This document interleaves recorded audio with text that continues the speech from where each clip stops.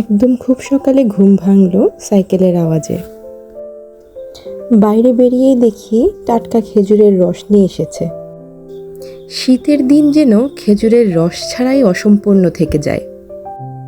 খেজুরের রস দিয়ে তৈরি গুড়ের সাথে যে কোনো পিঠাই অন্যরকম স্বাদ হয়ে যায়।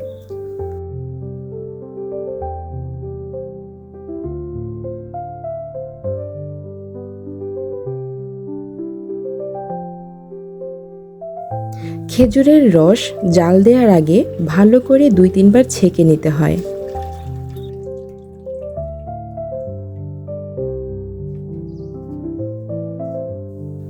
এমন টাটকা খেজুরের রস দেখার পর না খেয়ে আসলে থাকাই যায় না। যদিও কাঁচা রস খাওয়া ঠিক না, তারপরেও মনে হলো একটু খেয়ে দেখি কেমন লাগে।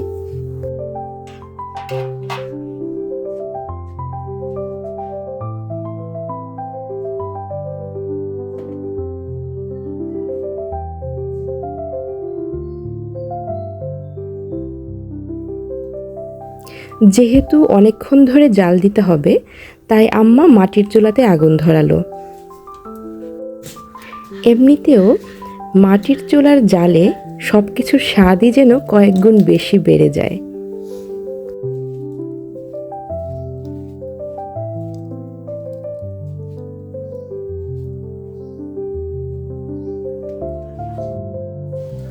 যতক্ষণ পর্যন্ত না রসটি আঠালো হয়ে যাবে এবং সুন্দর একটি ব্রাউন কালার হবে, ততক্ষণ পর্যন্ত জাল বন্ধ করা যাবে না, না হলে এটা কাঁচাই থেকে যাবে এবং তাড়াতাড়ি নষ্ট হয়ে যাবে। তৈরি হয়ে গেল আমার মায়ের হাতের টাটকা এবং হোমমেড ঝোলা গুড়।